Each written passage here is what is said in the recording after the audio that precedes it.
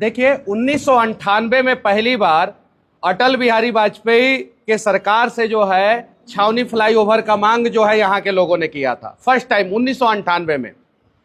और फ्लाईओवर का निर्माण कार्य जो है शुरू हुआ 2018 में।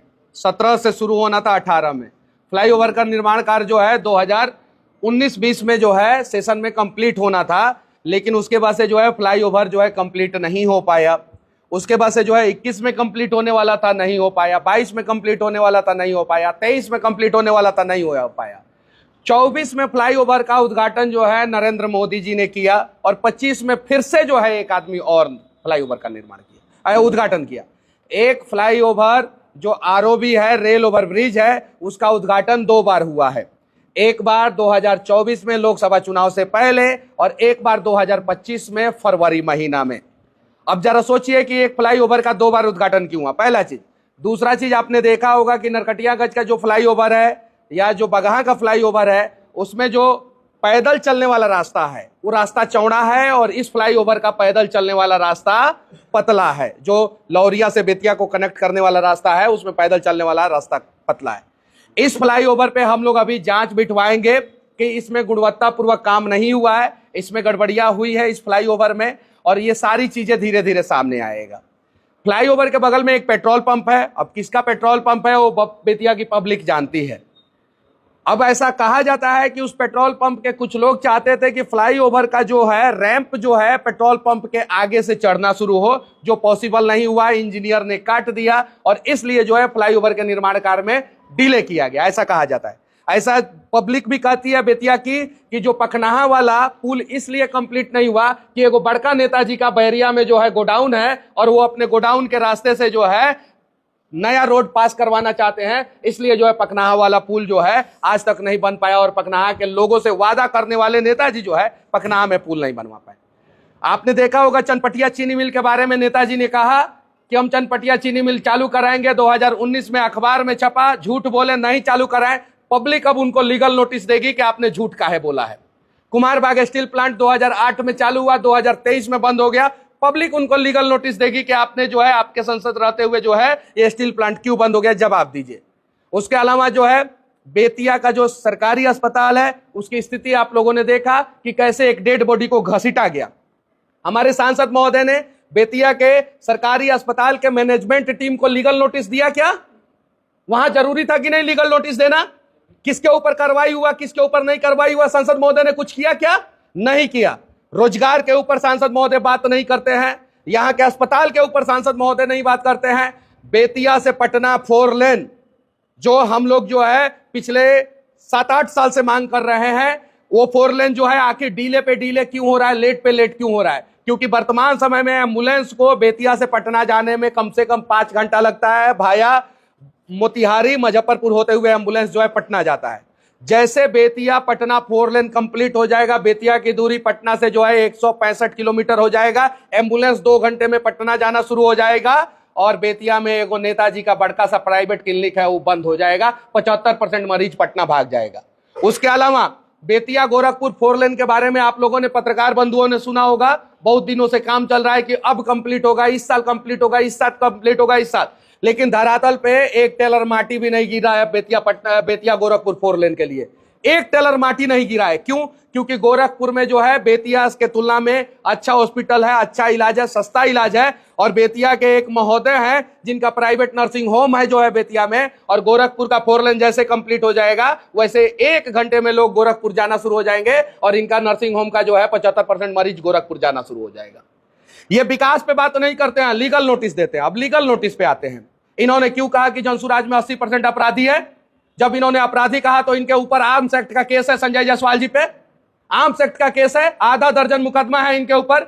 जिनके घर शीशे के बने होते हैं वो दूसरे के घर पे पत्थर नहीं फेंका करते, और इन्होंने पत्थर फेंका है तो उस पत्थर से जो है हम लोग मकान बनाएंगे, और इनका घर तो खुद शीशा का है, तो चकनाचूर होने ही वाला है। बेतिया सरकारी अस्पताल में जाने का अभी तक रास्ता नहीं बना। आप जरा ये बताइए कि पहले 5G मोबाइल आता है कि पहले 5G सिम आता है? सबसे पहले 5G मोबाइल आता है, उसके बाद से जो है सिम नेटवर्क प्रोवाइडर जो है वो सिम बेचना शुरू करते हैं। आपने अस्पताल बनवा दिया, रास्ता नहीं बनवाया। पहले रास्ता बनवाना चाहिए था, क्लियर करवाना चाहिए था, उसके बाद से अस्पताल बनवाना चाहिए था।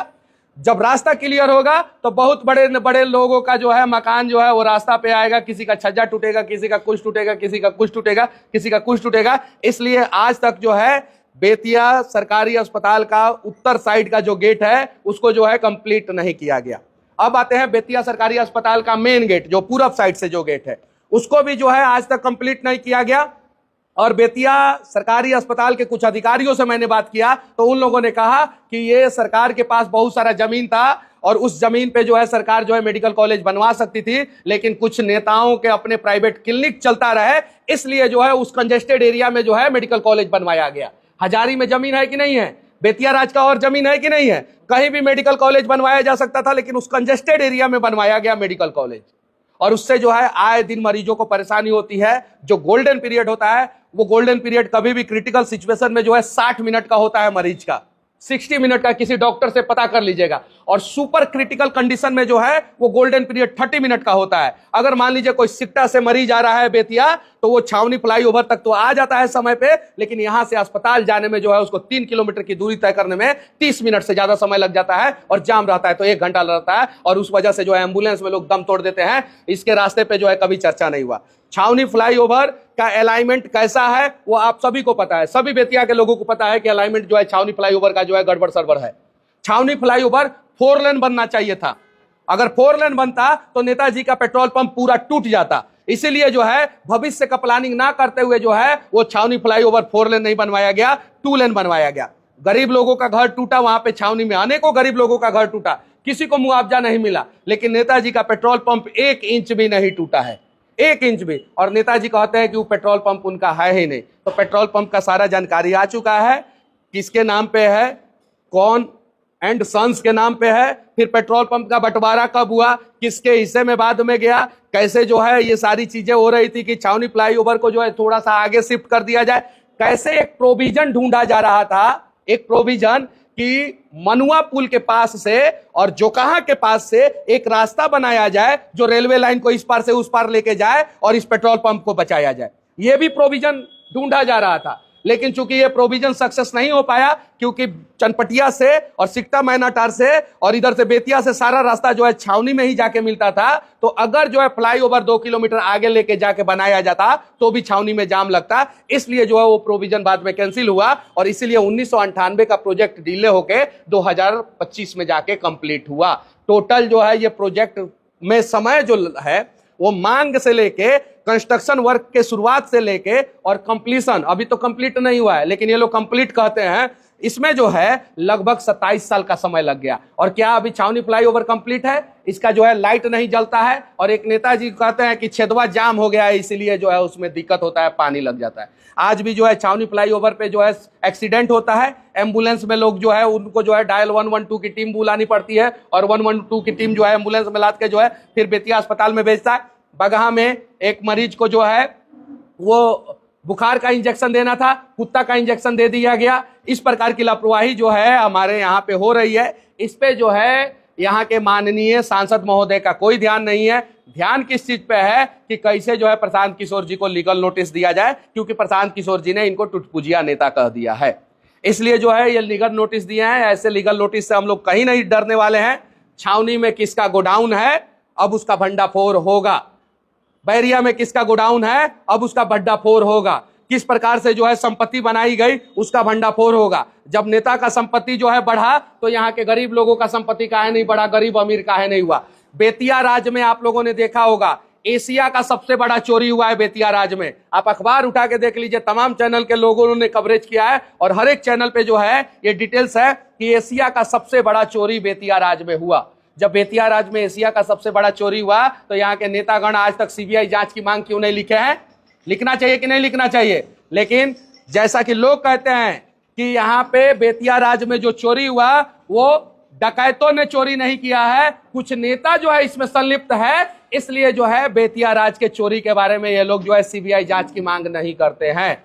जवाहरलाल नेहरू 1957 में जब बेतिया आए थे तो उन्होंने कहा था कि भारत में 4 महानगर है, दिल्ली, मुंबई, चेन्नई और कोलकाता, और 5वां महानगर जो है वो बेतिया बन सकता है। आप जाइए अखबार में और न्यूज पे ये बात सर्च मारिए। जवाहरलाल नेहरू का कहना है इतना सुंदर और इतना सुसज्जित और इतना अच्छा शहर था ये, पहली बार नदी से नदी को एशिया में जो है अपने बेतिया में जोड़ा गया, कोहड़ा नदी को चंद्रावत नदी से जोड़ा गया, पूरा एशिया में रिकॉर्ड है। और वो बेतिया शहर आज बर्बाद हो गया क्योंकि इनके पिताजी 3 बार सांसद रहे और ये 4थी बार सांसद हैं, और ये सब लोग मिलके जो है सिर्फ और सिर्फ अपने लिए सोचे, बाकी बेतिया की जनता के लिए नहीं सोचे। और इसीलिए ना बेतिया में आज रिंग रोड है, ना बेतिया से पटना के लिए 4 लेन कंप्लीट है, ना बेतिया से गोरखपुर के लिए 4 लेन कंप्लीट है, और ना ही बेतिया का विकास है। तो इनके लीगल नोटिस का जो है लीगल तरीके से जवाब दिया जाएगा। और जितना भी रोड में कमीशन खाए हैं लोग, जो नेता, हम नाम किसी का नहीं रखना चाहते हैं, लेकिन जो नेता कमीशन खाए हैं रोड में, पुल निर्माण में जो नेता लोग कमीशन खाए हैं,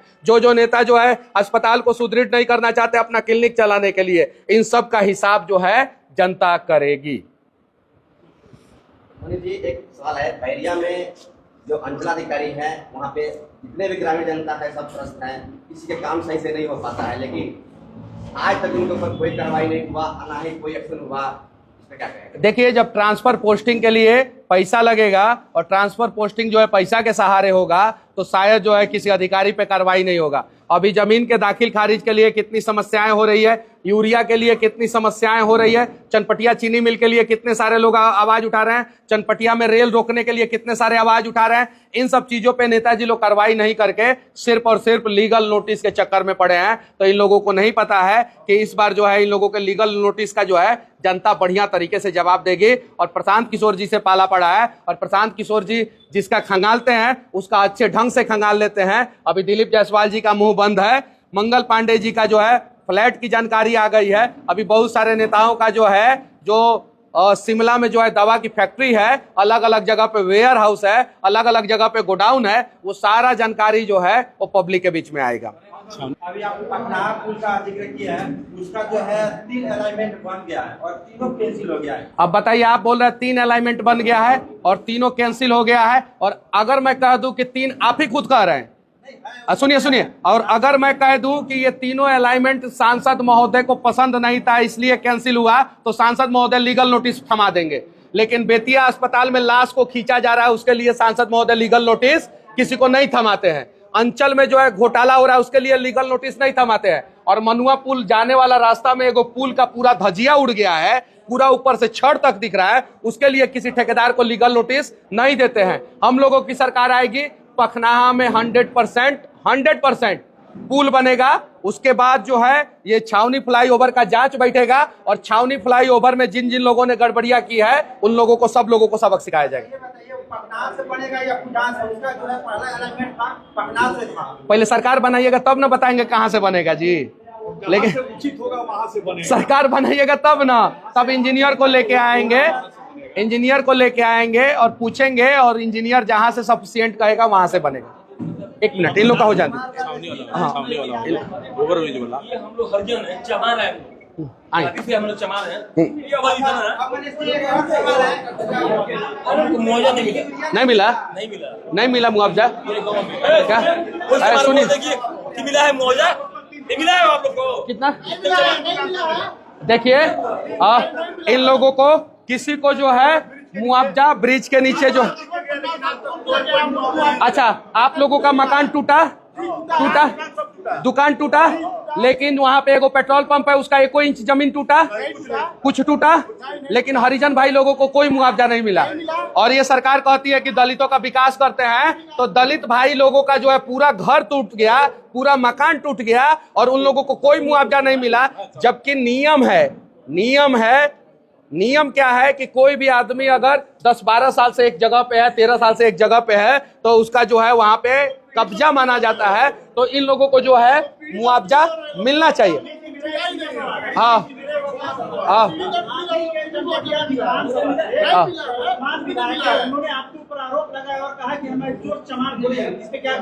देखिए, जिन शब्दों का उन्होंने प्रयोग किया है, चोरी चकारी के जगह पे चोरी, मैं नहीं बोल सकता हूं, उन्होंने प्रयोग किया है। यानी वो जो है दलित भाई लोगों को जो है चोर से तुलना कर रहे हैं। चनपटिया के विधायक जी, उनका वीडियो है, आप लोग जाके देख सकते हैं।